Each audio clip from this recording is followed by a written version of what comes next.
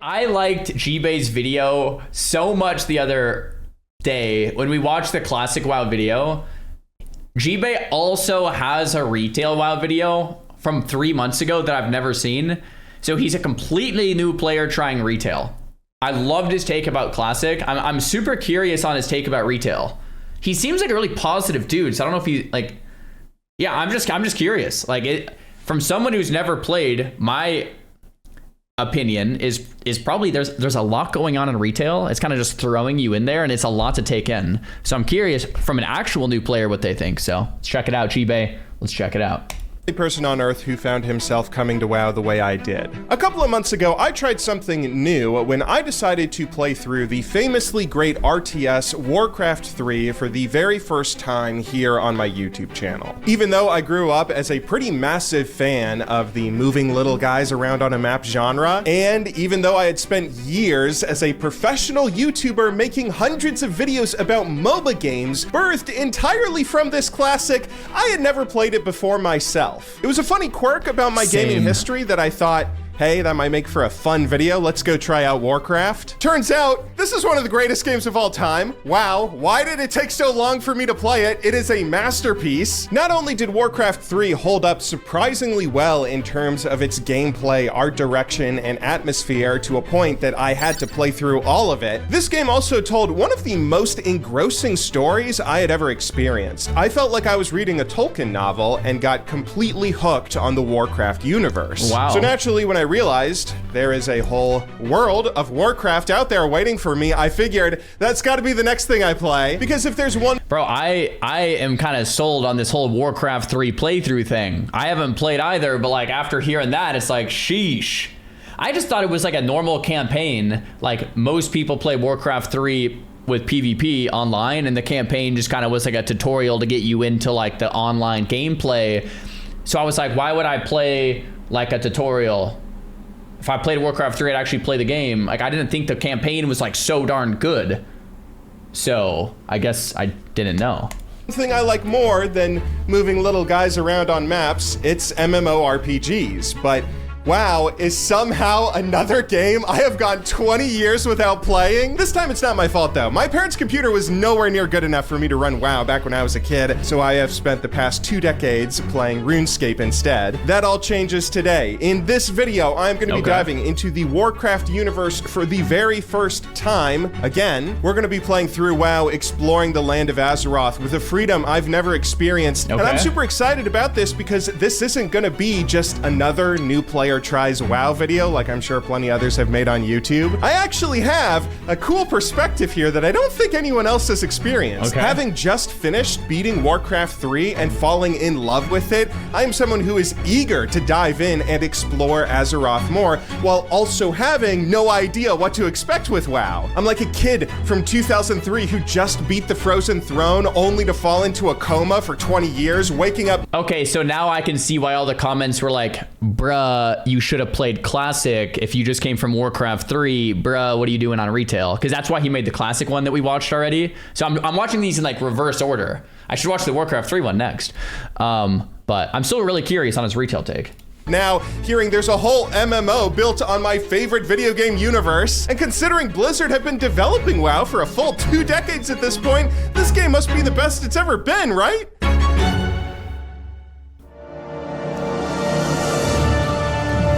Upon launching WoW for the first time, I am met with a classically great Blizzard cinematic. A guy named Anduin, who looks so real I thought this was live action, stands on a sandy cliff, seemingly haunted by a troubled past. A friendly orc approaches, trying to calm him, which makes me glad to see the Horde and Alliance have kept their peace ever since the battle at Mount Hyjal 20 years ago. I then learn that this orc is Thrall, which makes me nerd out, recognizing an old favorite character I know, although I don't totally understand what they're so pensive about, or what this gigantic sword thing is revealed in the distance. This whole cinematic does a great job of hooking me the same way all those great Warcraft 3 cinematics did, and I am pumped to make my first character. The fire hose is fully inserted in my mouth. I'm blowing and going. It's then when I'm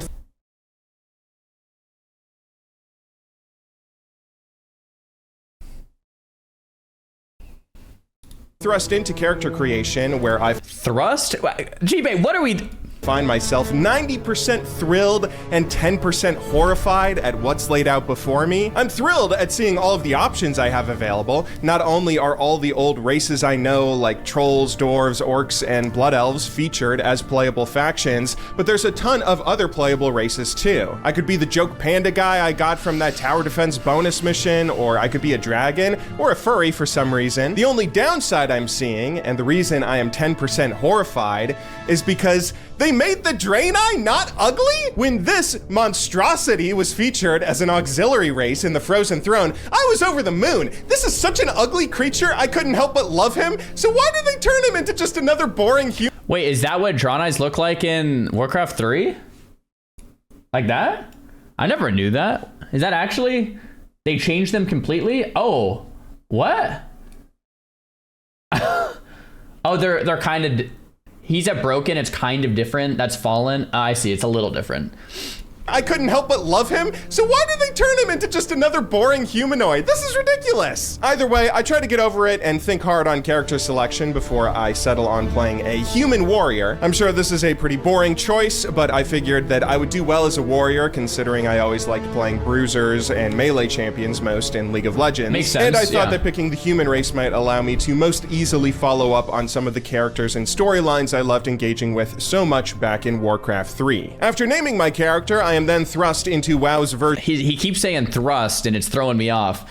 What I was gonna say though, and this is just a really random minor note, but I still like feel kind of, I still don't really like that you can play a panda in WoW, a Vulpera in WoW, a dragon in WoW. Like something about it still feels like a little anti-WoW to me. Am I the only one here?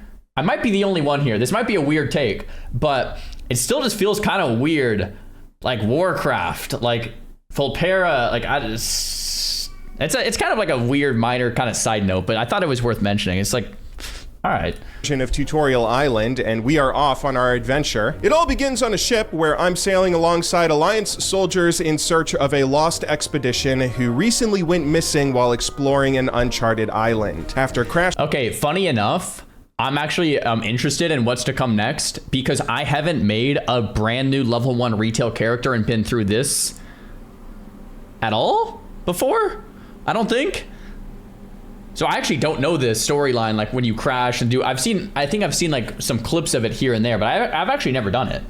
Landing on said island, I have to take charge to help regather our forces and fight off the hostile wildlife. This provides a fun little opportunity to learn some of the basics of how to move, what our abilities do, and how to complete in-game quests. The tutorial can feel a little ham-fisted at times, but not any more so than Warcraft 3's, with Mr. Disembodied Voice explaining how an RTS works. Before long, I'm leveling up fast, getting tons of new abilities, and Captain Garrick teaches me some of the basics of how to play warrior, which is a neat moment. I assume she has separate dialogue lines for whatever class you choose to play. Honestly, everything does feel a little bit easy, if anything. I'm basically one-shotting most of the mobs I fight, never really losing much health even before getting tips on how to play my class. So either the tutorial has been dumbed down enough that I'm not in any real danger, or maybe warrior is just kind of simple to play. We then go on. Or maybe you're insane at gaming, or maybe it's really easy.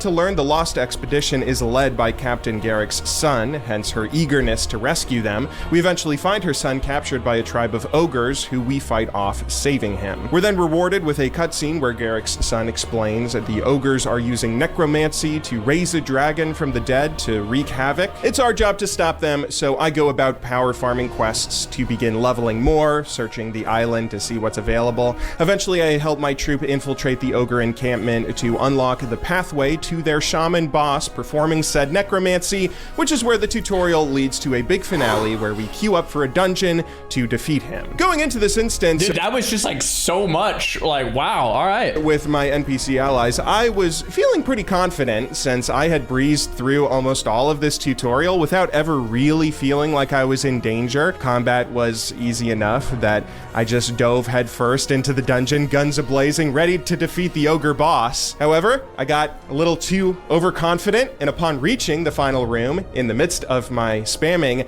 I got two-shot by some skill. I don't even know what it was. I guess I was supposed to dodge it. This then sends me back to the start of the dungeon, but by the time I return to the boss room, there is a big gate in the way, preventing me from rejoining my team. I don't know what's going on here. I tried to open this gate and figure out what I was supposed to do, but I couldn't find a solution, so I just waited for... I love the honesty here. Like, I just stood outside the gate, couldn't open it. a full 12 minutes while my NPC friends finished the bosses for me. Gonna be honest, that didn't feel great. I get that I made a mistake by not dodging the ogre's skill shots, but I should have had the chance to learn from it, right? Like, it feels as though dying should have reset the dungeon or something, so That's definitely a fair point. It's like, yeah. I could go through it again. Instead, I beat the final mission in the cheesiest way possible, Congrats. just letting all of my allies finish the job for me, which left me not totally knowing how to go through dungeons, an issue that is going to crop up later. But apart from that buggy finale, this tutorial did a fine enough job of easing me into WoW. I learned some of the basics, I killed some baddies, and got all the way to level 10, which feels nice now that I have a few abilities I can learn how to combo together. The tutorial ends when we're sent flying back home with our troop off to Stormwind, capital of the Alliance, where our real journey is about to begin. Now, in my experience, MMOs are always most fun when players set a goal for themselves. True. Having such huge expansive worlds filled with so many options of things to do, it can feel overwhelming or leave you lost if you don't have a goal you're striving for. True. And I had one goal I was trying to accomplish in playing WoW, something I set for this specific video. I wanted to get excited about another story in the world of Azeroth. I think I loved Warcraft 3 so much for many different reasons, but three big things really hooked me on the game: the story, the characters, and the setting. The story I got to experience felt like a genuinely great piece of fantasy writing. If J.R.R. Tolkien lived to see Warcraft 3, it would have blown his mind. The characters are what really made it special, though. I loved seeing Arthas's journey. The dynamic with the orcs being the bad guys who get redeemed was fascinating. And Illidan Stormrage is the most cool and handsome person I've ever seen in a video game. To top it all off, the setting of the world itself was also incredible. Azeroth was one of the most original fantasy worlds I had seen in ages. I didn't know Illidan was in Warcraft 3.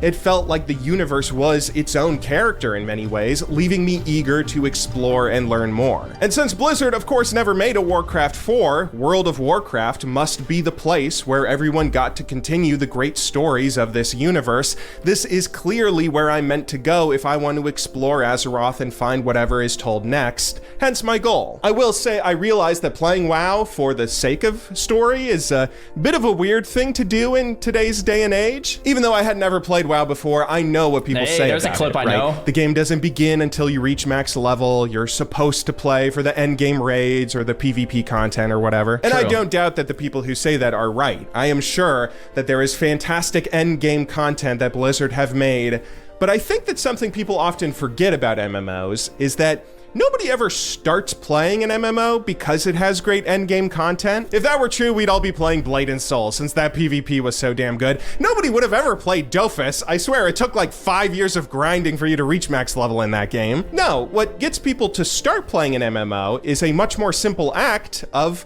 falling in love with the world. Very good point. Very good point. And I think that might be one of the things that retail struggles with. The end game is so good, but I think it's hard to just get into the game full natty bro and just like play and get into it. Maybe I'm off here, but from the experiences I've heard from someone like a Rav, Poke says he's trying retail soon. I'm really curious what Poke has to say, or someone that's just kind of like getting into retail. I think it is kind of just like get to the end game, right? But, you know, maybe I'm a little off here, but I think that's one of the things that retail struggles with, despite like the end game being so darn good. Where Classic has kind of like the opposite problem, where like that journey is so darn good. It really gets you addicted and wanting to play more. You feel like you're getting stronger. You can feel, you know, the world develop, and it's slow and it's exciting. And then you hit end game and it's like, oh, it's over.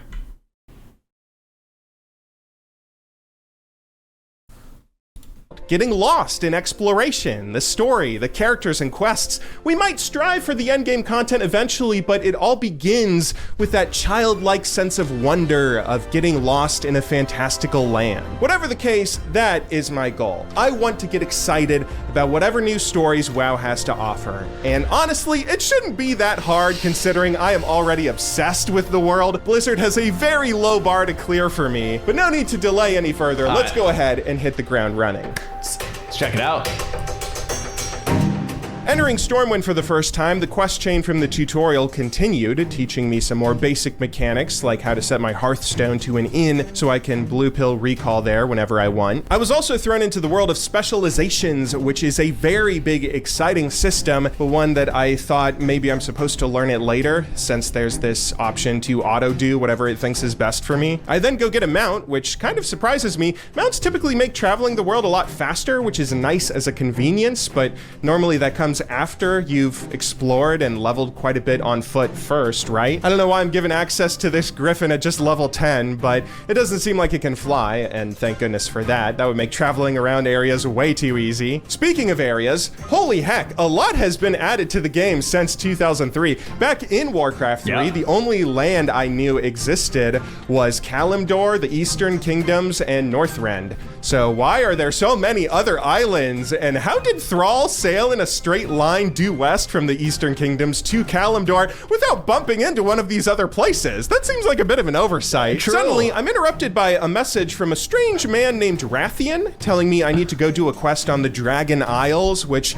I'm a little excited about at first. Like, hey, maybe this is a new story I can dive into. But I don't really know who this person is. I don't know what the Dragon Isles are. They sure weren't in Reign of Chaos. So I decide to just ignore his quest and go off searching for something different. I walk around a little while looking at all the quests. I really appreciate the honesty. Like, he's being really positive and exciting, but he's just being honest. Like, I don't know who this guy is, so why should I care, right? Like, I'm gonna look for something that I like that's familiar, you know? Like, I really appreciate the honesty. Available to me, of which there are quite a few, and I read through the dialogue of each and every one carefully. I get a little worried that the game keeps on highlighting the accept button every time I look at a quest, like I'm doing something wrong by taking the time to read the dialogue somebody wrote. Most of these don't sound super interesting in terms of their narrative. I love it, bro. He's reading the quest in retail. It's just like, it's like highlights, like, bro, just click this, like, next quest, go, go, go, go, go, go, go, go, go. And G-Bay's just like, hold on, I'm reading this. I love it, dude. So I just keep on hitting decline instead, still searching for a story that will... He reads the quest and clicks decline. Bro, that's so good. Oh my gosh. Oh, this quest doesn't seem very interesting. I'm gonna decline this one. I'm gonna go to the next one. Oh man, I love it. Pique my interest. Eventually, though, I bump into a quest that has a different, more important looking layout than all the others, with Anduin, that guy from the cinematic. Apparently, there's an urgent war council underway, so I should head up to Stormwind Keep, and since this seems like a much more real quest line compared to all the others, I decide to head there right away. It seems like everyone was waiting on my level 10 ass, since as soon as I walk in, Anduin says it's time to start the meeting, and I get to have a real bit of story. And hang on, wait, that's Jaina Proudmoore! Survivors say they encountered strange and terrifying magics. And a massive Zandalari fleet. Impossible! It's one of Sylvanas' tricks! Sylvanas! Oh good, she's still around. I hope she's been doing well. And wait, Coltiris, I swear I've heard that name before. If I could bring Coltiris back into the Alliance... Jaina, you're the reason they left the Alliance. Oof, okay, that's a sick burn. And I think I know exactly what he's talking about. I talked to Anduin again to accept another quest. I'm to go with Jaina to Coltiris to get them back into the Alliance because they left after Jaina's father was defeated at Theramore. And oh my god, I know exactly what he's talking about. This is a storyline picking up right where Warcraft 3 left off. One of the campaigns featured in the Frozen Throne was an episodic bonus campaign where you play as Rexxar alongside the troll guy from the Dota Base Hunter song. Here, you're helping Thrall rebuild Ogrimmar, where you eventually run into a strange band of humans who keep on attacking the Horde. This is weird, since humanity and the Horde have had a truce ever since the battle at Mount Hyjal, so you confront Jaina about it, but she's just as confused as you are, when suddenly... Jaina, bless the stars, I've found you at last. When I heard that Lordaeron fell, I despaired. But I knew you'd find a way to escape. What is this?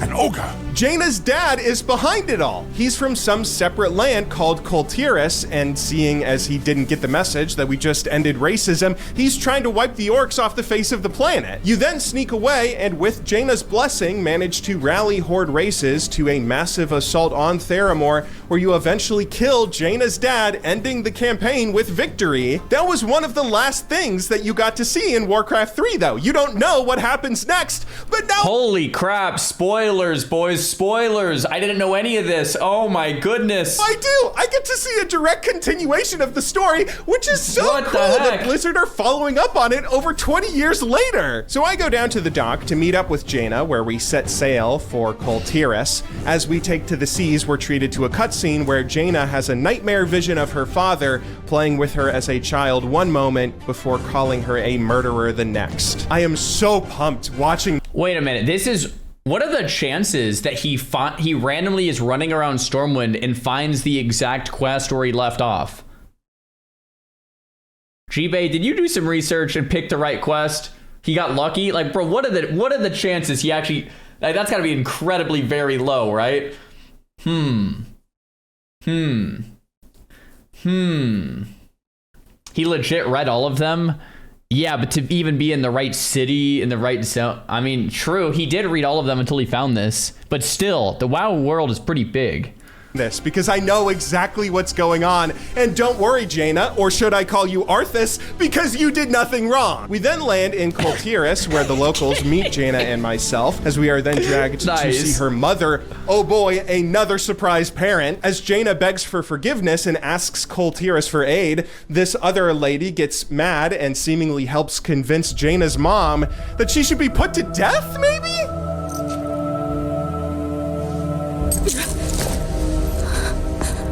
You are no daughter of mine. Dang. Do what you will. She is nothing to me. Dang. We're left with a super suspenseful cut to black as the campaign... Bro, I've gotta say, like, when BFA was a thing, I was skip, quick, max level, Q, rank one, alt mage, rank one, like literally just right to the end.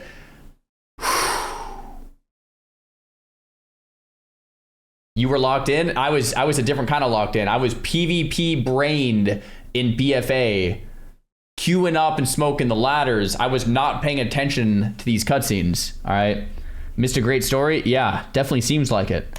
And truly begins, and holy hell, I am so excited now. Let me be clear, I kind of think that all of this looks sort of awful. Like, I hate the art direction that Blizzard took these cutscenes in, if you could say this art had any direction. Everyone just looks like a stupid Disney character for the most part. Oh my gosh, he said it. He said it. He said it. He said it. Oh my gosh, he said it. True.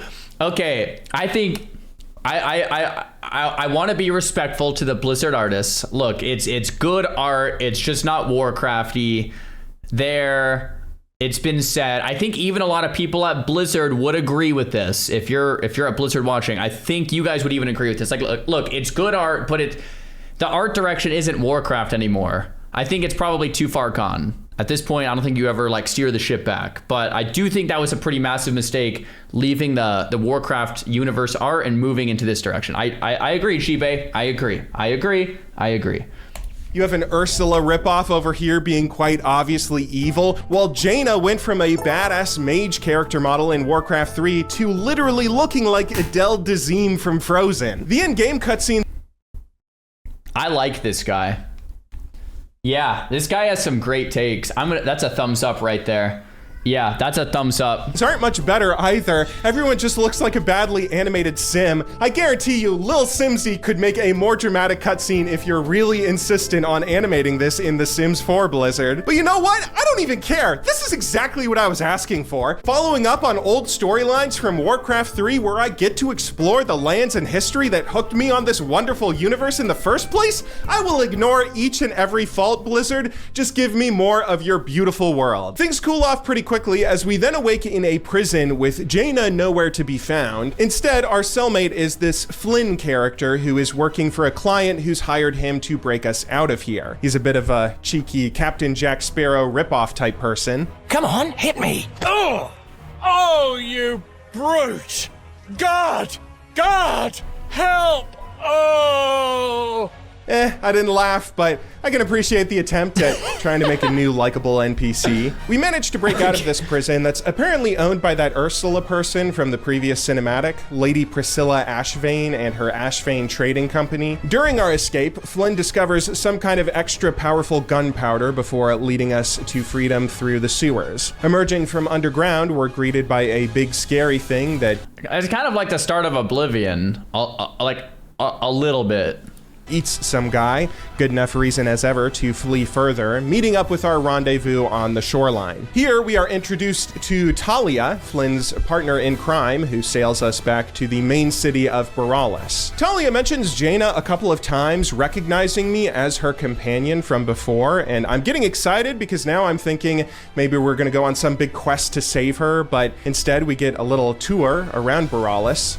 Okay, that didn't feel like the most pressing issue in the plot, but I appreciate it. We then meet Cyrus Crestfall, the man who orchestrated our escape, who explains a bit more about the history of Kul Tiras and what's going on. He shares some war stories where I start to drift off and get a bit bored because I notice that my character is apparently sleepy for some reason. I don't know why. I kind of fiddle around with my UI to try to see what that's all about, and I just miss some of the story that goes completely over my head. Eventually, I get the message that... I never thought about that. Like the rested XP, like ZZZ, because you're in an inn.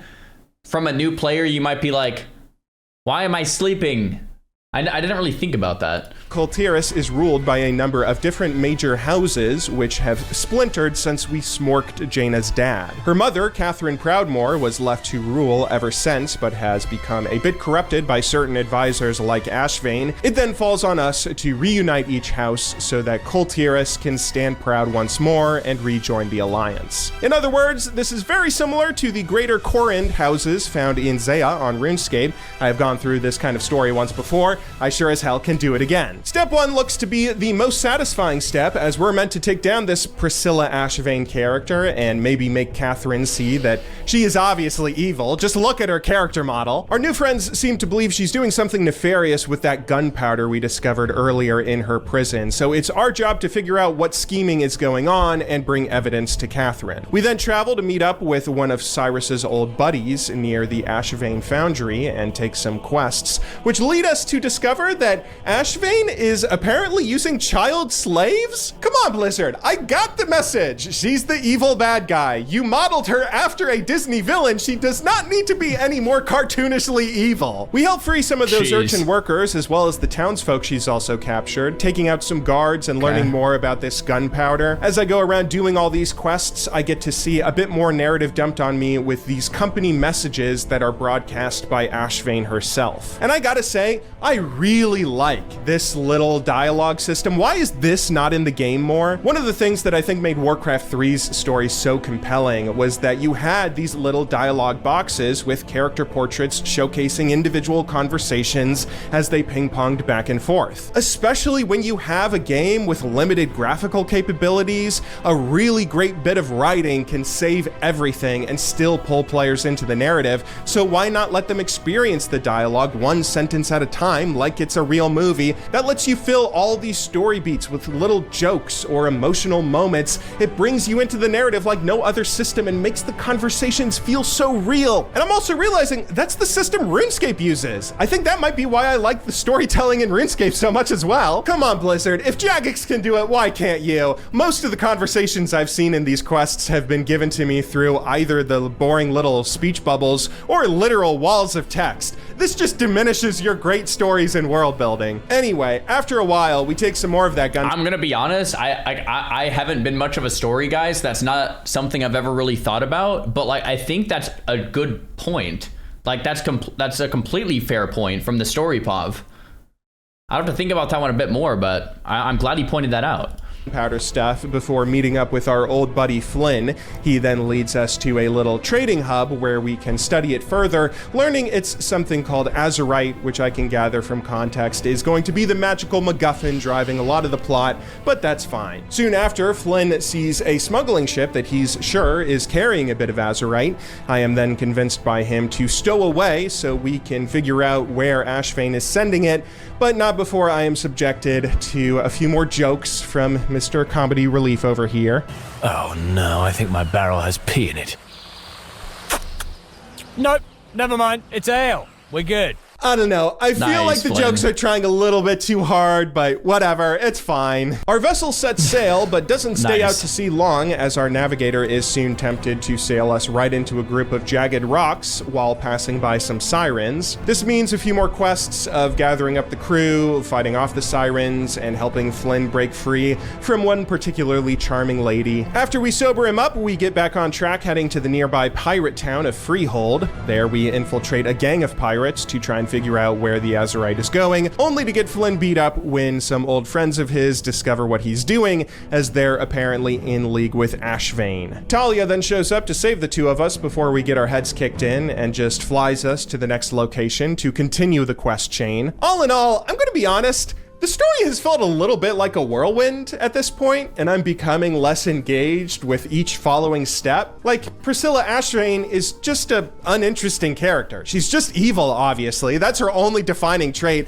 and we are going through a million different steps to prove the most obvious fact in the world. I'd maybe like the narrative more if we learned a bit more about the backstory to her, or if we got to know Flynn and Talia better, but there isn't really much fleshing out any one of the characters. This is like a really interesting perspective. It's someone who is a lore buff. It's someone who came from Warcraft 3, wants to play WoW, and is specifically reading the quest and specifically wants to learn more about the lore and get into it. And he's still getting disinterested and lost. From someone who that's what their entire goal and purpose is, it's still boring, disinteresting, and kind of losing them. That is a crazy thing, right? Crazy thing. Characters, it's just jumping from task to task with obstacles thrown in our way that normally aren't all that relevant to the plot. But I'm still having fun exploring this huge world, Okay. and I am eager to see how all of this leads up to us saving Jaina, so I continue pressing onward. Talia drops us off in some village where farmers are apparently being attacked by a gang of pirates. I kind of don't understand entirely how this relates to the plot, since I am now becoming a dirty casual who just clicks accept on every quest before reading it. I hate myself for doing this. Yeah, dude, he's becoming one of us. I mean, like, look how long that took. Like a couple hours max, and now he's accepting the quests. I mean, it happens. There it is. Yep, it happens to all of us, man. Oh God, what have I become? But so many of these quests aren't real quests. They're just busy work before the next big task, so I don't... Exactly. Well, that's why we don't read them. It's just like you just kind of get in the habit of like, all right, click, kill, turn in, click, kill. You know, it's just how it becomes. I don't feel like I'm missing much by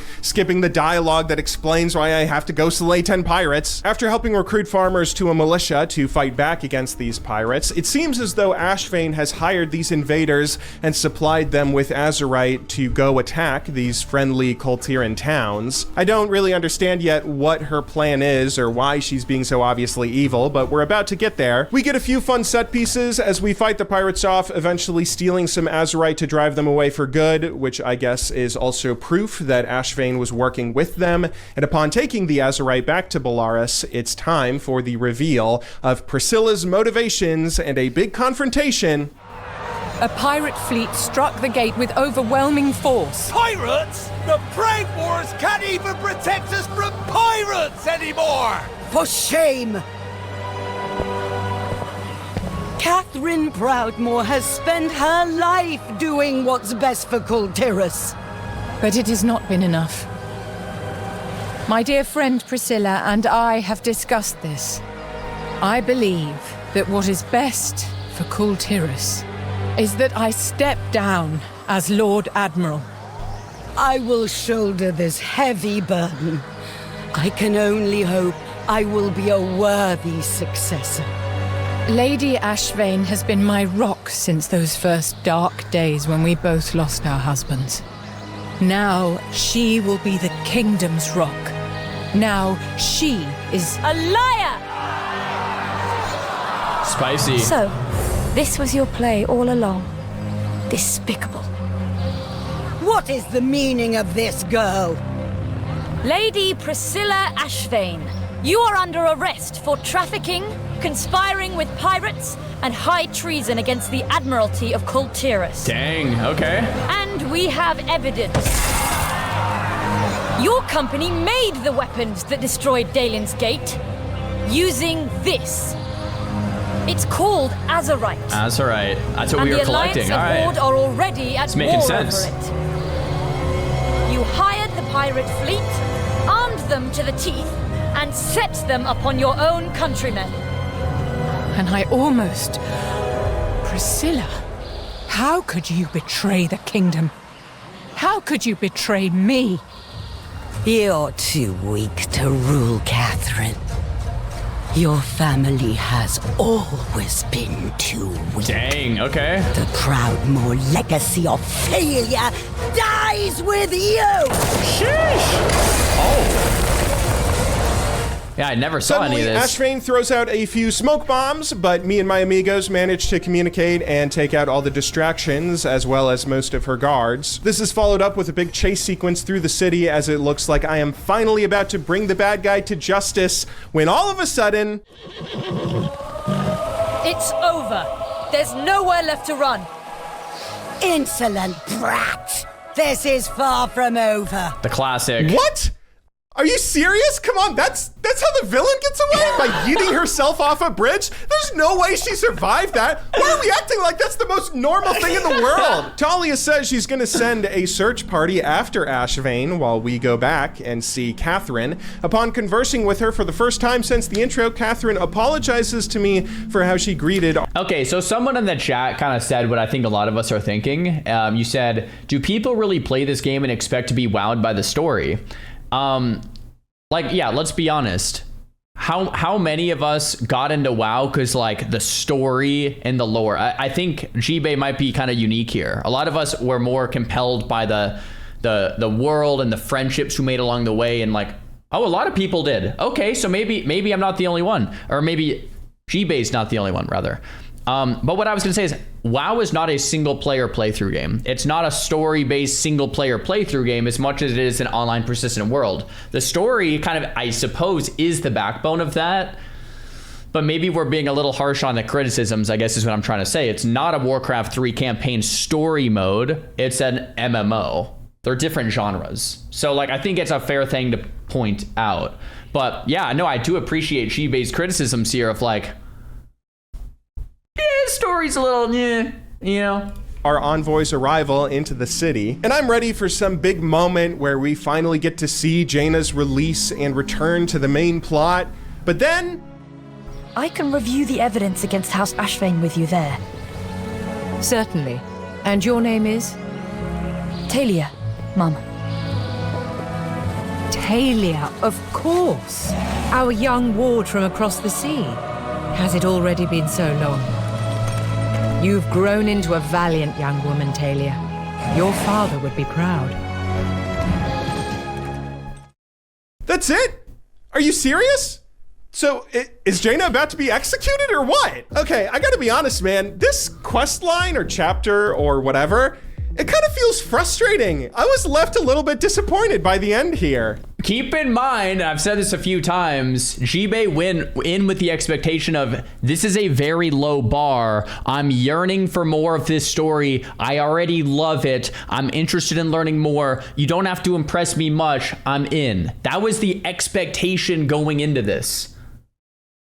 That was the level that, you know, like, it's crazy to think about. I'm frustrated just because it's full of so much potential. The Warcraft universe is so awesome and filled with so many stories, and I was thrilled at the idea of exploring Kul Tiras when I found this questline with Jaina. I mean, a child who's forced to let her father meet his own demise, now dealing with the fallout of her actions, even if they were justified? That's an interesting idea. And you know what? The campaign's not over. Maybe we'll get back to Jaina eventually. In the meantime, I would have also been very happy discovering the new stories and lore of all these characters thrown my way, learning about Ashvane's past, or fleshing out Talia and Flynn more. But I didn't really get to do any of that. The only thing I got to do with my allies was hear a few bad jokes from Flynn and see the most obvious sexual tension between him and Talia that it was so boring I didn't even think it was worth mentioning. I didn't get to learn anything about Ashvane either, though. She was just an obviously evil villain doing evil things because she's the antagonist. I guess I'm just disappointed because I thought in that intro cutscene that,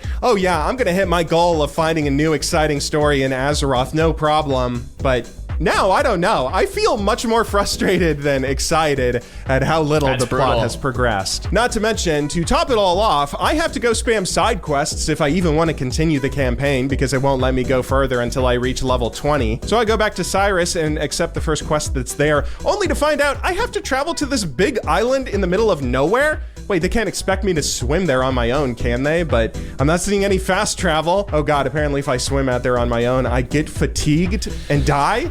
Okay, that's annoying. What if I run out there to my corpse, though, with my ghost and revive it, though? That has to refill my fatigue, and then I can keep on swimming. Oh, no, apparently I'm also gonna get fatigued as a ghost. I don't know how that works. Luckily, I managed to revive my corpse and get a bit more energy so I can swim a little further. And then all of a sudden, my fatigue meter refills, so I'm able to swim all the way to my quest goal, only to find out that it's another dungeon. I didn't read the quest. Oh god, and my first dungeon went so bad. You didn't read the quest? Come on, G-Bait. Unbelievable, man. You gotta read the quest, dude. Like, what? Jeez.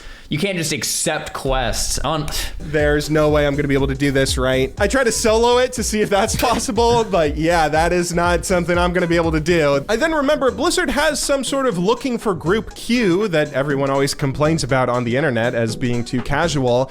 And if that's true, why does this dungeon not show up in the dungeon section of the group finder? I am wholly upset and frustrated and humiliated at how stupid I must be to not be able to get any of these systems to work. No, I don't think you're stupid, bro. Like I said going into this video, WoW is such a big world now. It's on its 22nd year or something, almost. It's like, it's so massive. That's why when people say what's easier to figure out, I say classic. Like, classic's easier to figure out. Like you can play retail. Retail's a great game. The end game is phenomenal. The Mythic Plus and the new raids are great.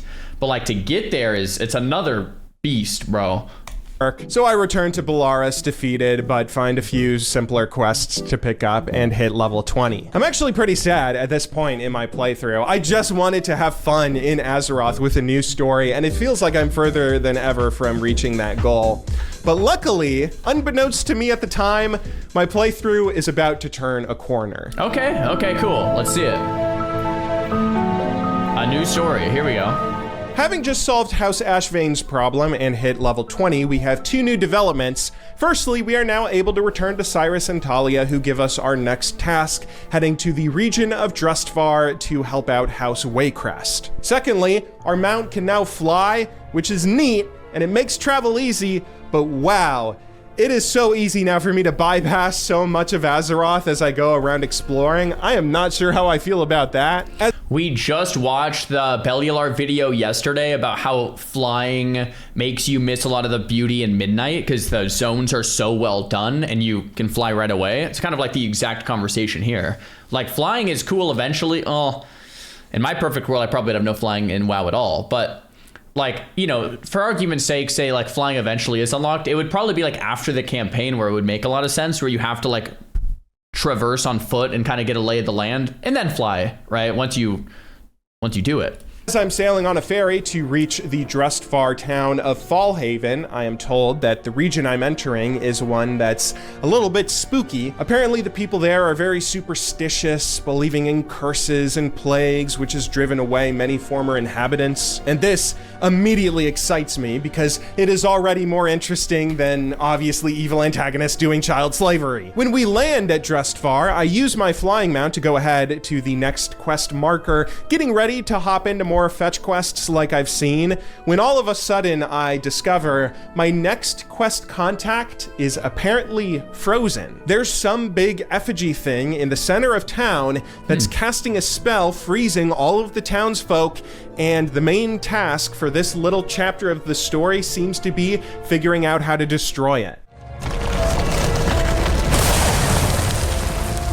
Holy hell, I love this so much. This is hooking me hard. MMOs are one of my favorite genres in gaming for storytelling, in part because they are set up to give you such great environmental stories that appear almost naturally. You spend so much time traveling to so many towns and meeting so many people that the simple act of running into something out of the ordinary, that instantly piques my curiosity. I got so in a rhythm by the end of last chapter with all the characters shouting literal walls of text at me that I just started ignoring them, but now it suddenly feels really interesting having no dialogue whatsoever, just little things that my character has to intuit from the surroundings. It got me to stop and read the quests again. I deduced from a bulletin that the mayor posted before being frozen that strange things have been happening around this town lately. I go around investigating notes left by the townsfolk while getting to see more actual dialogue boxes. Oh hell yeah, give me more of these. Soon I learned that some strange woman. One of the things, and I already mentioned this when I was leveling in Midnight, which I think Midnight did really well with, is one of the things in Midnight is if you click accept on a quest and then fly away to like go do the quest, you'll have in your ear the dialogue between the two, like kind of maybe like quest NPCs or quest givers, and it'll kind of read it out to you, even if you fly away and you're not near them anymore. So you can kind of generally follow the story, even if you're not sitting there waiting for the dialogue, reading every line, you can still kind of tell what's going on. I think Midnight did really well with that. And I don't know if that was new in Midnight or new in Warthen, but I feel like it was new in Midnight. In the woods is likely behind the curse afflicting this town, so I go off to confront her. At first, it looks like I've met just a typical innocent girl who says that she'll give me a bit of tea and then explain what's going on, only to reveal that she's actually the witch, and she freezes me in place too. She makes reference to some strange mother who has given her this town before running off and freeing me? Okay, that doesn't really make sense. Come on, Blizzard, you could have come up with a better reason why I'm freed from her curse in this story. That feels like a pretty big plot hole. I read her notes, which reveals that I need to go destroy some lesser effigies in the woods nearby before then confronting and slaying her, which isn't too hard, and then I can go take out the big effigy thing, releasing the townspeople. This ends up triggering some big, cool-looking boss fight who makes reference to another big bad guy behind the happenings here, but as he goes down, the curse is lifted, and I am able to get back to having real conversations with real people. Now, was this little quest arc perfect? No, obviously not. The whole story is kind of busted because the witch lady should have just been able to keep me frozen like everyone else, and that would have ended the entire narrative. But this was immediately so much more interesting to me than anything else I had seen in WoW up until this point. Things are then made even more interesting as I had to meet with the head of House Wayrest, the daughter Lucille Wayrest. When I meet her, she's apparently about to be hung for being a witch who has cursed another nearby town. She proclaims her innocence and asks me to find a way to convince the villagers she's not a witch. As I go around asking them how to prove she's not a witch, they give me old superstitions like a witch can't cry, a witch can't burn, tie her to a rock and throw her in the water. If she doesn't drown, she must be a witch. As I'm reading all this, I'm rolling my eyes thinking, oh brother, these silly, stupid townsfolk and their superstitions. This is like the old Salem witch trials, right? Only then to realize, wait, Maybe they're real. We did just see an actual witch who actually cursed a town. Maybe in the Warcraft universe, these really are ways to prove someone's a witch in disguise, like we saw earlier. It's such a cool subversion of expectations. And then as I go to help perform some of the more non-lethal tests to prove that somebody's not a witch, eventually I seem to stave off Lucille's execution. The constable who wanted to hang her isn't 100% convinced because the nearby town of Fletcher's Hollow is actually dealing with a witch's curse, having been overrun by monsters. We agree to take care of them for the townsfolk, so we head over to that town, helping out some of the locals and kill more of the baddies. And even though this is turning into more of those classic, boring, kill 10 enemy type fetch quests, now it makes a lot more sense in the story, so I don't actually mind them. We learn in defending the area that a whole coven of witches is behind whatever's going on in Drustvar. A matron named LeVay is here in this town specifically to explore some kind of mine that might be useful to the coven's rituals. I fight off members of the— Is it coven? I always said coven, and now I feel like an idiot because I've got to be saying this wrong. Coven? Really, coven? I've always said coven, like a cove.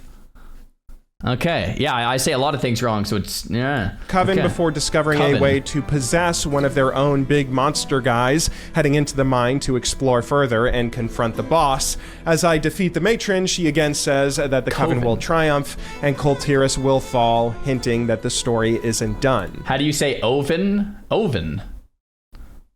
As we return to the constable with proof that another witch was responsible for the curse, we are finally able to set Lucille free. She then takes us on a little adventure revealing some history that ages ago, House Wayrest had fought back this coven of witches that are called the Drust, who used to call this land home. We then officially reform the Order of Embers, who were the ones that fought the Drust back then, meaning it is now our job to reassemble a new order. Gonna say it once again, this is awesome! This is exactly what I was after, learning about new lore and history and characterizing this new land. I'm having so much fun that I've forgotten about Jaina at this point. She could be executed and I wouldn't even care. Well, I mean, I obviously would care, but I'm so lost in the side quest, it's making me forget what the main quest goal was, which that's how you can tell you're having fun in an MMO. But just wait, we haven't even gotten to the best part yet. So we go around the area reassembling the Order of Embers by getting Lucille's friends to join up with us. We also weed out any witches in hiding by stabbing nearby villagers with a silver needle, which again, I think is just some sort of dumb superstition or joke, but no, some of these were actually witches. After a little ceremony officially restarting the order, we go off and continue pushing back the coven,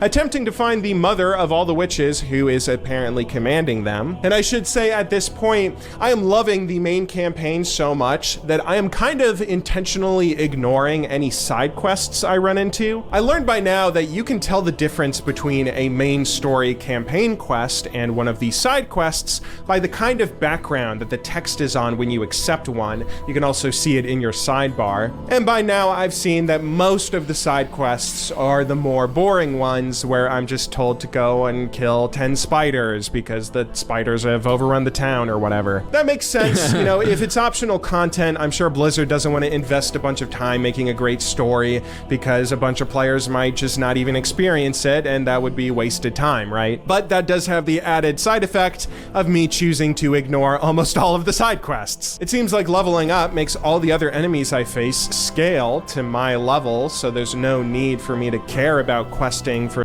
You know, one of the things that I'm thinking about this in terms of like storytelling is something that a lot of really good shows end up having the same problem with too, is at some point after like 5 seasons of a good show, and you try to come out with a season 6 and then a season 7 and then a season 8, like at some point you can't just like keep making stuff up at some point, or else it just starts to feel like fluff, because it is. Because like a good story is usually the old classical traditional stories, and they eventually end and they're good, right? The classics. And it's like, okay, cool, this works. But when you try to make a good story never end, it becomes fluff. And I feel like I don't know, something like like Game of Thrones, I guess we didn't actually have the right ending, so that's maybe a little different. But something in like a Warcraft universe, if you're forced to rewrite the story or add more to the story every year or two, at some point it's like, well, yeah, And the reason I think about this is more from like a game design perspective, because I'm not really like much of a story guy, is like the chess analogy I've used. Like if someone hired you to come up with chess 2 that's better than chess 1, could you do it? Probably not. But say you did, and then the next year they hired you to make chess 3 that had to be better than chess 2. Could you do it? Like, certainly not. But then the next year they had you make chess 4 that had to be better than chess 3, 2, and 1. You're definitely, like, it's an impossible task, right? From the game design perspective. And that's kind of where we're at with like WoW. I think, and I've thought about this a lot before from the game design, a game like Counter-Strike actually handles it pretty well. What do? Well, they don't change much. It's like a winning formula. They don't really change too much. It's not like every year they redo all the weapons, all the mechanics, and try to, it's like, no, this works. Let's actually almost change close to nothing, right? And yeah, it's like if you try to just keep reinventing every year, it's like it's really, what am I trying to say? It's an impossible task. And it seems to be the same with a story or a movie or something or a show where it's like, okay, every year we have to reinvent the whole story and tell it again. It's like, what is it? It's an impossible task is really what it is, right? For the experience, I would rather just stay focused on the main story and engaging with the campaign. That's been my favorite part. But then I accidentally picked up this one side quest from Lucille, which tells me to go and place flowers at a grave site. I hesitate on whether I should accept it or not because so many quests like this don't really turn into anything, but this one does sound more interesting, and I guess it is free experience, so I'll just fly there and do the quest if it's nearby my next campaign objective. My next big task is to go and kill a bunch of possessed people all around this town who keep on blathering on about their mother witch, and it looks like this might be nearby that grave site, but not really. It's still pretty far away. So I think, you know what? I'm gonna just continue with the campaign. It looks like we're laying siege to Wayrest Manor, which has been overrun by witches, and this might be the big finale of the chapter of the campaign, so I decide I'm gonna abandon Lucille's quest. But then, when I talk to Lucille again, I feel kind of bad, and I say, you know what, I'm sure it'll be easy, so I accept the quest and head off, seeing what it has to offer. Nice, I leave the campaign to go and find the grave that she tells me to find, placing her flowers on the site, when suddenly a ghost appears. I tell him Lucille sent me, where he then reveals that he was her former fiancé. He is a ghost, having died, but is unable to pass on into the afterlife as he doesn't actually know how he died, and asks if I can find out for him. Now honestly, I kind of feel bad for the dude. I thought for a moment I might just lay the flowers down and then return to the main campaign, but now I'm invested. I want to find out what happened to the poor bloke, so I accept his quest. Nice. He says his ring might unlock the clues of whatever happened on his wedding day when he passed, so I go to his former wedding site to try and find the ring, where upon picking it up, I feel like I briefly remember this. Thank you so much for coming. Yeah. We are honored to have you.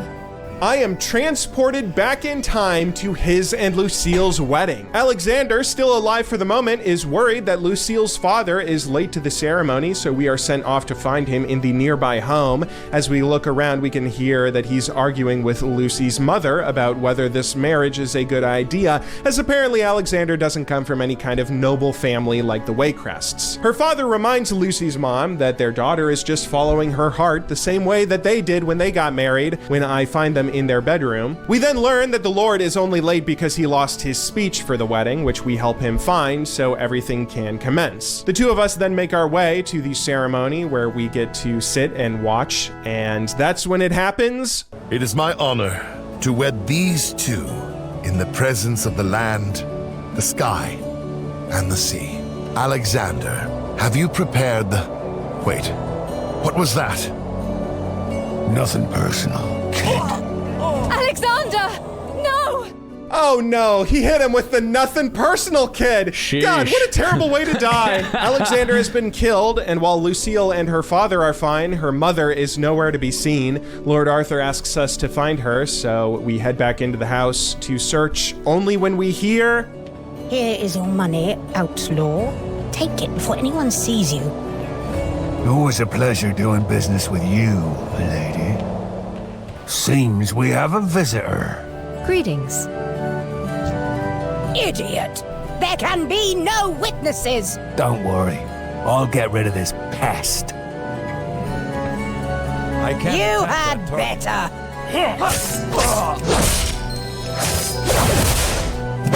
Kill him instantly, easily, not even hard.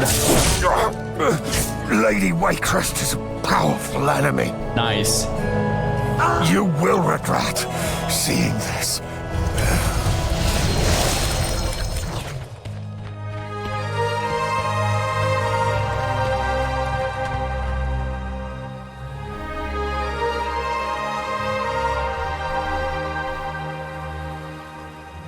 Now with the assassin's corpse in front of us, we are able to pick up his orders and bring them back to Alexander along with his ring. Upon showing him, he's certainly shocked, but grateful to know what has happened. Knowing the truth, he's finally free to move on into the afterlife, giving us one final task to return the ring to Lucy, begging we not tell her what occurred that day, as she has enough tragedy weighing down her heart. As we do, Lucy is shocked and thanks us for the gesture, as we are now left unable to tell her what her mother has done, giving us the burden of this knowledge. And wow, oh my god, this whole side quest was so good. I'm so glad I did it, and I'm so glad Blizzard still have it in them to tell a good story that yanks on your heartstrings. Everything about it was perfect. The story, the gameplay, the way I actually got to flesh out the characters and backstory like I wish it let me do in the first chapter with everything else. Now I actually care a lot about Lucille and want to get vengeance on her mother, and the music is so good. I swear, it made me tear up as I was playing.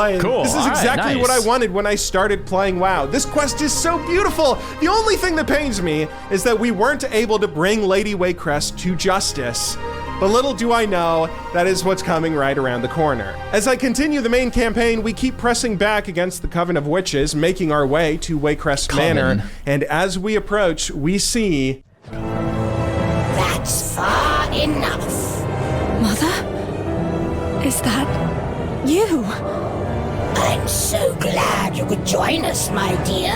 Your father has missed you, sir.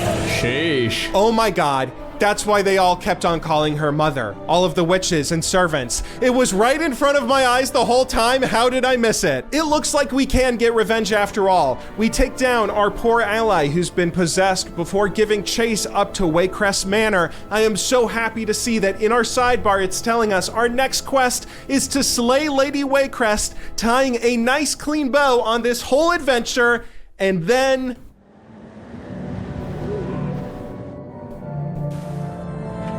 It's a dungeon, yeah. Oh no, it's a dungeon!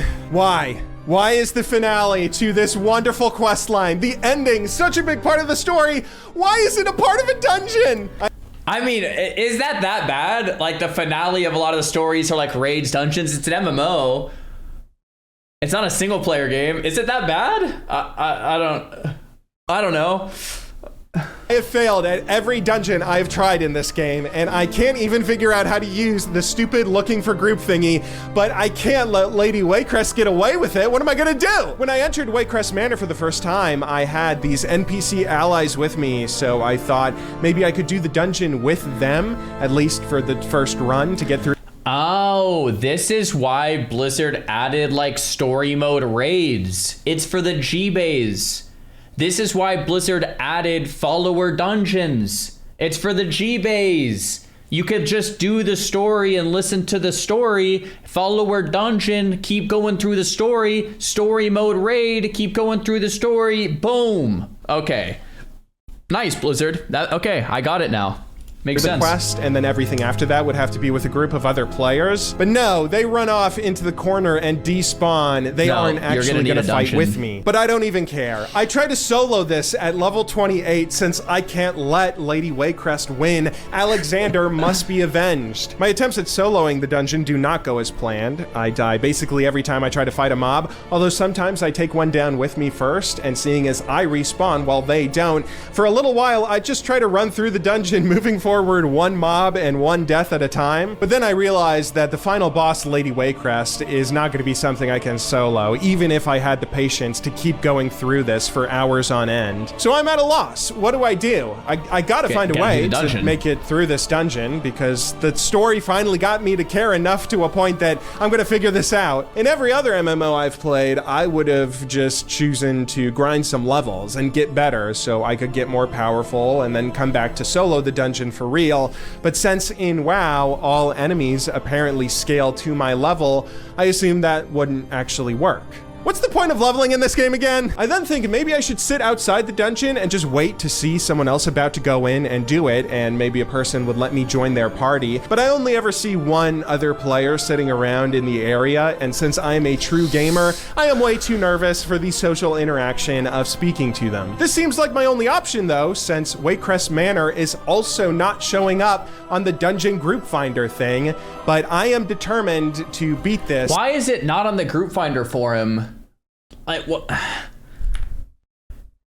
Is it under what specific? He should be able to queue up for this, right? Because he's set to Dragonflight in Chromie time. It's because he has to choose BFA time walking. He's in the wrong timeline. Oh, that, to be fair, that is confusing. That is really confusing. I wouldn't necessarily put that on him. How would he know that as a new player? Right? How, like, if you've never played, it's like, what? You would never know.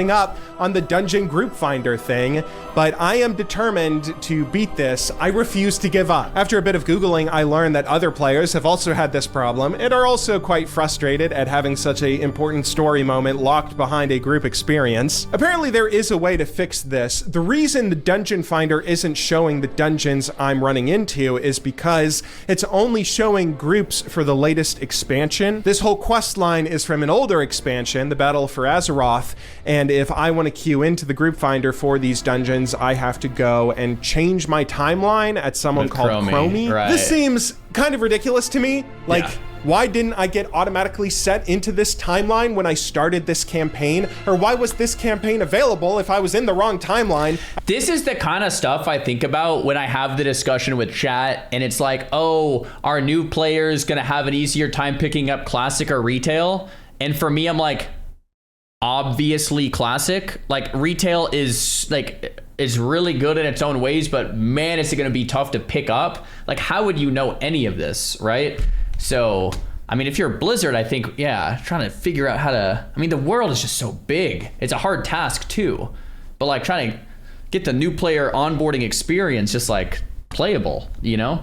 I don't really understand, but I slowly make my way back to Stormwind to change my timeline at Chromie, and there we go. I can queue for Wayrest Manor. I do hear from other WoW players that it's almost impossible to find a group through the dungeon finder for specific dungeons like this, especially in older expansions, but I don't care. I have spent 20 years playing RuneScape. A test of patience is not something that will deter me. So I queue up and wait. I try to queue for damage because that's the spec I'm running with, and seeing as there's 3 damage per team and I don't know what I'm doing, that feels like the role where I'll mess up the group least. However, 20 minutes later, and I am nowhere near to finding a group. We have no tank, no healer, and not even a full damage team yet. I slowly come to realize that finding a tank and healer is going to probably be the most difficult part of this, so I say, you know what? This is really eye-opening, man. It's someone who's like wanting to play our game. It's someone who's wanting to come in and play our game, and he can't.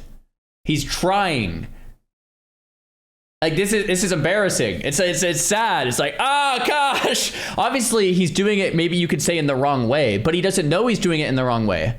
He doesn't know there's a better alternative. He's just trying to play the game as an innocent new player, and he's like, I know it's old content. I know he's doing the wrong thing, but my point is he doesn't know he's doing the wrong thing. He doesn't know there's a way around, so it's easy for a new player to say, screw this, you know? I'm a warrior. I will respec to tank just so I can take down Lady Wayrest. Okay, nice. Because That's I am good. determined. He's a tank now. Except then I realized I sold the only shield I had earlier in the game, and shoot. half of the tank spec skills require you to wield a shield, but I've just been using a two-hander since. So I go off and I just choose to quest even more, leveling up, running errands through the campaign until I bump into a quest that finally gives me a shield as a reward, however many hours later. Then, finally, I queue up for the dungeon, and it still takes like 30 minutes until we get even close to filling out a full group. But I'm playing tank, we have enough damage, and then at last... There we go! There we go. It's time to take down Lady Wayrest. Let's go. I'll just quickly pause. Nowadays, can you just follower dungeon this quest? Do people know? I think you probably could. This was 3 months. Oh no, you still can't. It's only the new content stuff. It's only new content stuff, not old content. I wonder if like old content quests and stuff, you should be able to either follower dungeon or story mode it somehow. So it's only War Within and Beyond for follower dungeons. Got it. Yeah, I mean, like I said earlier, it's a hard problem to fix. Like I said earlier, with a story that you just trying to keep adding another chapter on, and then another chapter on, and another chapter on, or a game where you're trying to reinvent and make it better and better and better. At some point after 20 years, it's like you have so many dungeons, you have so many stories. It is just a hard thing to solve, right? To give Blizzard a bit of grace. It is. All MMOs have this problem. Well, so like in RuneScape, you can, like, it's mainly a solo game in the sense you can like do all the bosses and raids and stuff, and PVM, they call it solo. So it's a little different. But yeah, I mean, it's a tough problem to solve because it's just a 20-year-old game too, right?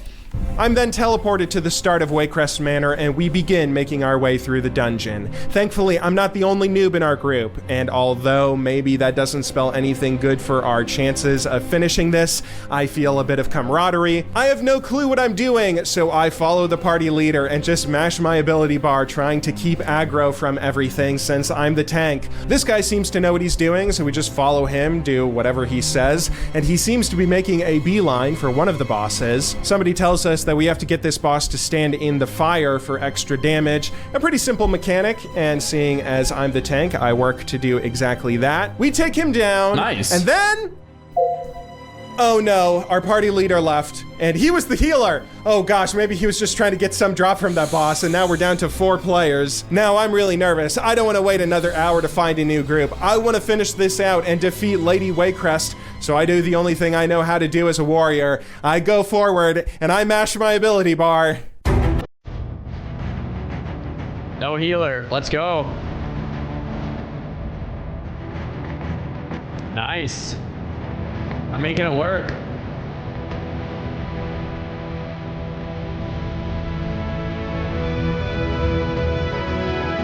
Wow, they're forcing it. Anyway, Crest, there we go.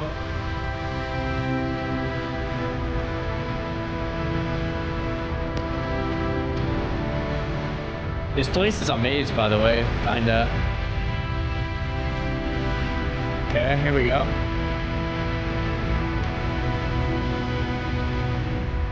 There we go.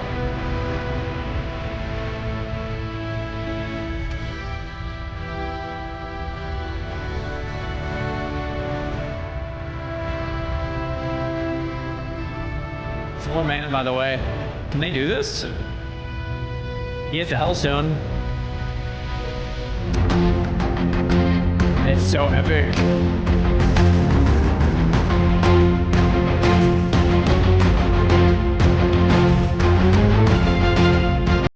No healer necessary. Crash Shibe. Well done. I did it. I got revenge and took down Lady Wayrest. I did it. I'm so excited at my accomplishment that I then jump into a pit where I cannot see what's happening in the final beats of the story, and my recording software really starts killing my FPS. Oh boy. This big bad guy shows up though, Gorak Toll, who says that Lady Wayrest meant nothing. He's apparently the big baddie, and by killing Lady Wayrest, we set him free. So we then go into the basement to take him down and finally finish the dungeon. I don't know, I kind of hated this. Why wasn't Lady Wayrest just the final boss? She was a pretty bad person in life. She could have been the evil boss we defeat in death. The whole setup almost seems to absolve her of any wrongdoing, like she was just a vessel for this dude. True, and then when we defeat Gorak Toll, he says, oh no, actually, I wasn't defeated. I was just a vessel too. Buddy, you can't keep saying that everyone we defeat is just a vessel, actually, when we beat you. Lucille thanks us though, and that's the end of the storyline. I finally did it. I completed my first WoW dungeon, taking out an evil villain who I actually hated and wanted to avenge my friend's former lover. But you know, all of this, it kind of left me really conflicted in how I feel about World of Warcraft.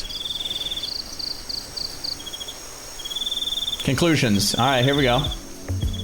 I might go so far as to say World of Warcraft is the most frustrating game I've ever played, but frustrating in a good way. Because this game is great in so many areas. I came in with the goal of trying to find a new story in the world of Azeroth to care about, the way I cared about Warcraft 3, and to my surprise, WoW met those expectations with flying colors. I was immediately hooked at the continuation of Jaina's story with Tiras. I still want to continue playing that out to see what happens, and it has me curious about what happened to all my other friends too. Maybe I should make new characters so I can go and see what Arthas and Kael'thas and Illidan and Sylvanas have all been up to. I hope they've been well. It wasn't just nostalgia though. Blizzard proved to me that Azeroth also has new stories with new characters that they could flesh out, leaving me genuinely invested and caring about people that I had never known before playing. I genuinely think that Drustvar, Lucille, Lady Wayrest, and Alexander are all a part of a quest line that I will never forget as long as I live. But WoW is clearly not perfect the way that Warcraft 3 was, which is why I say WoW is so frustrating, because for all the good the game has, it almost feels like there's a disconnect between its best moments and the rest of the gameplay. Like, why does this great single-player campaign chapter end with a group-only dungeon?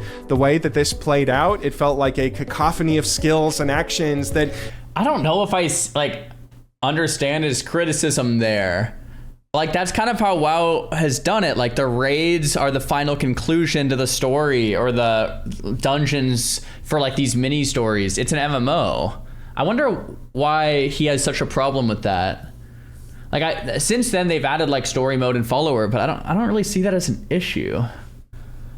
You know? It's an MMO. Yeah, I don't know. I'm kind of confused there. In RuneScape, it's different. Yeah, it's also, it's an MMO, you can play single player. So maybe that's why. He's played a RuneScape for 20 years.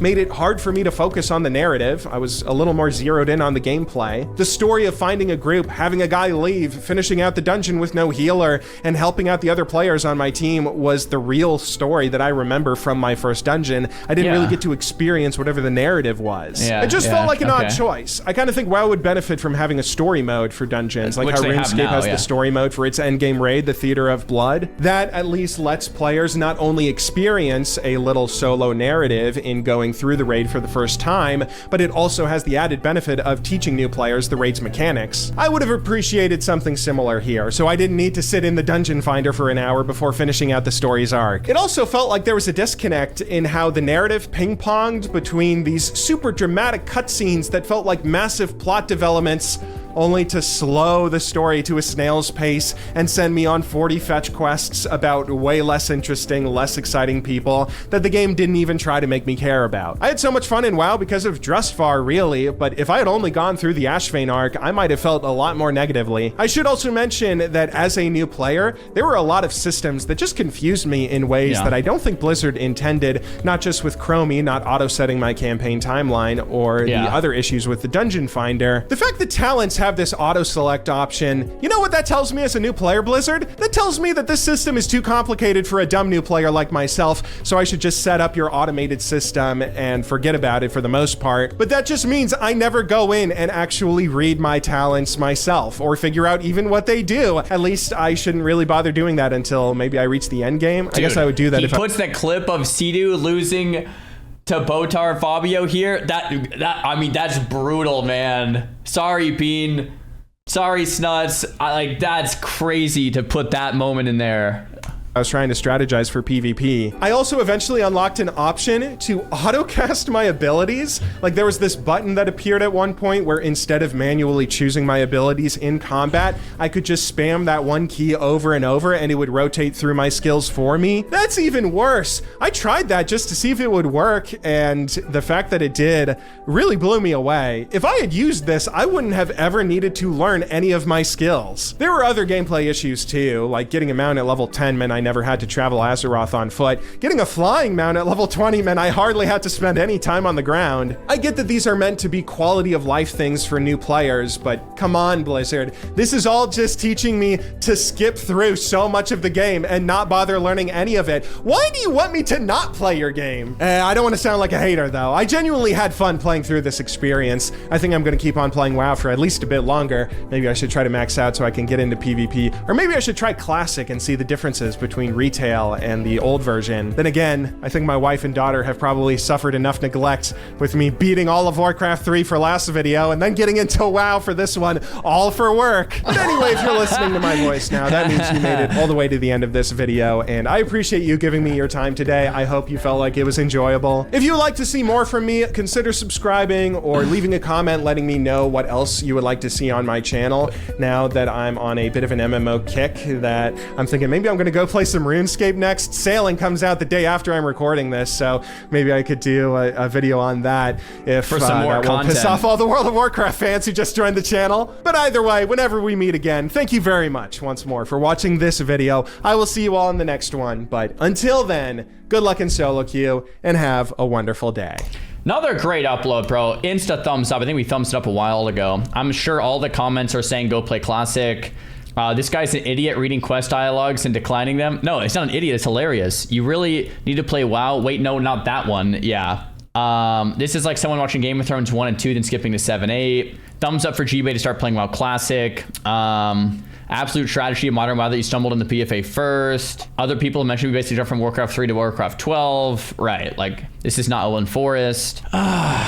So once again, like, I don't ever like being just complaining to complain or whining to whine.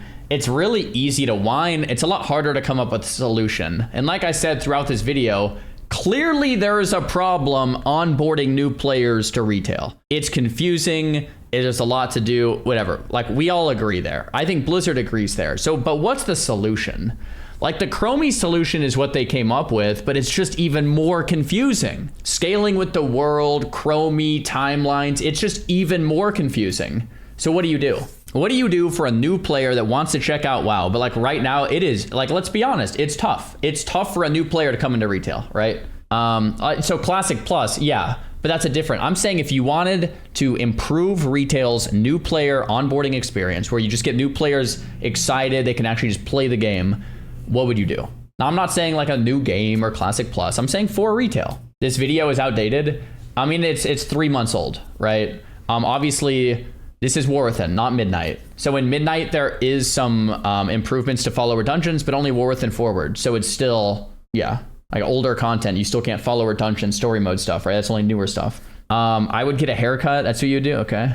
Oh, it's Dragonflight forward. Okay. Oh, Midnight did revamp new player experience. Okay, so maybe it's better now. And what did Midnight do to make it better? Like what did they do? They're like, while we're brainstorming, what did Midnight do? I haven't seen anyone make a new character play the new player experience. So it's not the boat thing anymore.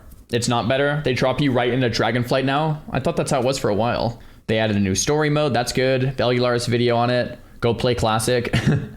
No, it's much better onboarding. I mean, that's good. That's good, right? Like, I'm trying to think, like, to me, what would an ideal onboarding experience look like? And like, okay, this is gonna sound troll if you're more of a retail person here, but like, for me, an ideal onboarding process is like, you kind of do have to level slower and see the world a bit more. Like the whole speeding you through the leveling process to get to the end game, I don't know how good that is, right? If you're a retail player, you probably already have like 50 alts. So like, if you want to level again and it's slow, like what probably matters more is the new player experience. So I don't know, the whole idea of you get a bunch of things really fast and it kind of zooms you through it, like that's got to be a mistake, I think, right? I think like the kind of leveling slow, being on foot longer, Like, I think new players would really appreciate that. If you've never played WoW. For us that have played WoW, it sounds kind of cringe. But for people that have never played WoW, like, they would probably really appreciate that, right? I don't know. Is it a boomer thing for me to think a brand new player who's making a human should spawn in Elwyn Forest? I mean, I guess you still can choose. Actually, let's look. Can you still choose? I think you can. I only have 35 alts. Thank you very much. Yeah, true. Yes, you can. Yeah, I'm pretty sure you can choose like Exile's Reach or like the new one, or maybe it's even updated now in Midnight. But if like you choose like a human warrior, Exile's Reach or Northshire, I see. So you can choose this. That's cool. Yeah, maybe one of these days what I should do is actually just level a new retail character. It's been a long time. You know, actually, funny enough, this mage was a new mage I made for War Within from level 1. Forgot about that. But I didn't do Exile's Reach. I started as a gnome in the gnome starting zone. Remember? So I guess I did this experiment like a year ago or a year and a half ago. I started a new character in Nomergon, leveled 1 to max. Yeah.